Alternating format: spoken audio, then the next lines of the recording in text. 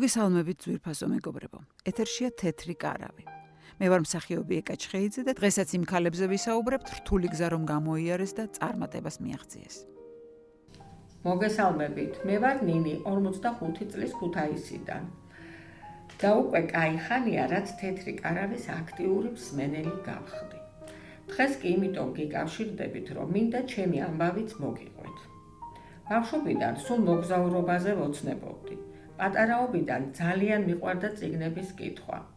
ის რომ წიგნში მოყოლილი ამბავი იმ ქვეყანაში მამოგზაურებდა, სადაც ის ამბავი ხდებოდა, აღარ მაკმაყოფილებდა და რეალობაშიც მინდოდა იმ ქვეყნებში მოხვედრა და იმ ქალაქებსა თუ ქუჩებში ხედიანი. ჩემი ოჯახის დიდი დამსახურებაა, რომ პატარაობიდან მშობლიურის გარდა ინგლისური და გერმანული ენა ისე შევისწავლე, რომ სკოლის ასაკიდან წიგნებს ორიგინალში ვკითხულობდი. სტუდენტობიდან მოყოლებული კიდევ მუშაობდი და სულ მქონდა ჩემი შემოსავალი. უკვე თავად შემეძლო პატარ-პატარა ოცნებების ასრულება და რამდენიმე ქვეყანაშიც ვიმოგზაურე, მაგრამ უფრო მეტის გაკეთება მინდოდა.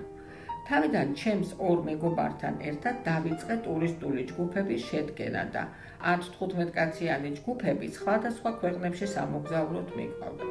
ყველანაირ საბუთო მანიას ჩვენს თავზე ვიღებდით და ტურით ძალიან საინტერესოდ ჰქონდა დაგეგმილი. ჩვენი კლიენტები ისეთი კმაყოფილები იყვნენ, რომ ამან უფრო მეტი ძალა შეგვმატა და გადავწყვიტეთ, რომ ახლა უცხოელები ჩამოგვიყვანა საქართველოში და ჩვენი უნიკალური ქვეყანა გვეჩვენებინა. რა თქმა უნდა, ასე მარტივი არ იყო ეს ყველაფერი და გზაზეც ბევრი დაბრკოლება დაგვდა.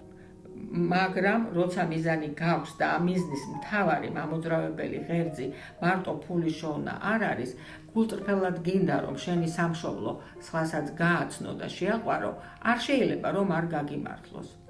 18 წელია რაც ამ ბიზნესში ვარ და ჩვენი ტურისტული სააგენტო მსურველების რაოდენობას ვეღარ აუდის.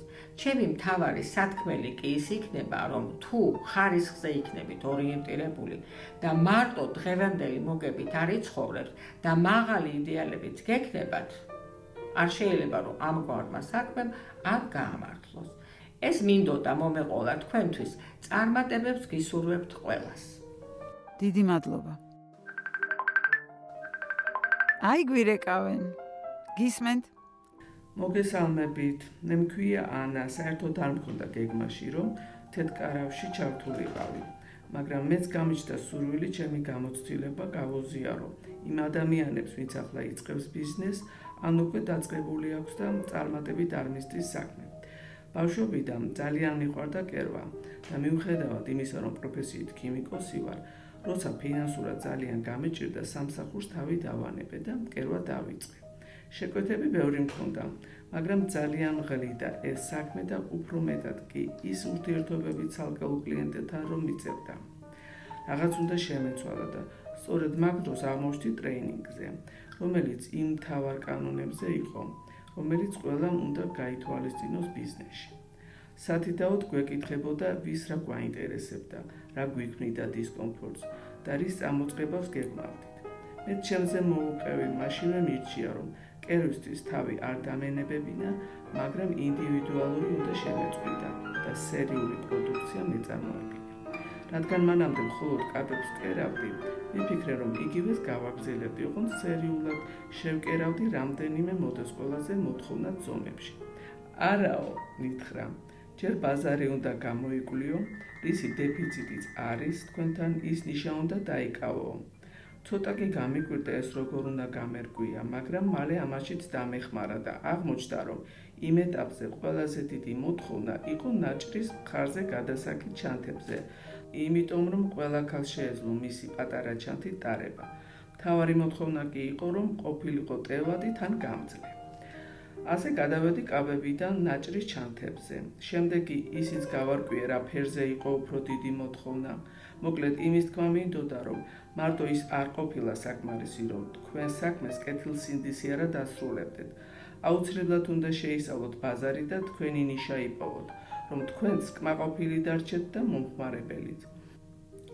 ახლა მე უკვე ჩემი არც თუ პატარა სამკეროლო სახლი მაქვს და ამჯერად ბავშვების სპორტულ ტანსაცმელზე ვმუშაობ. ძალიან დიდი მოთხოვნაა ჩემს საქონელზე და არა იმიტომ, რომ უფრო დაბალ ფასში მყიდით, ვიდრე უცხოეთიდან შემოტანილ საქონელს ადევს. პირიქით, უფრო ძვირი ცხირს. ჩვენი უპირატესობა ის არის, რომ მხოლოდ ბუნებრივ მასალას ვიყენებ და ეს რაოდენ მნიშვნელოვანია, ყველამ კარგად იცით. გემშვიდობებით და აბა წარმატებულ დღეს გისურვებთ. ძვირფასო მეგობრებო, ჩვენი საეთერო დრო ამოიწურა და მე ისევ ერთი კვირით გემშვიდობებით. მომავალ შეხვედრამდე.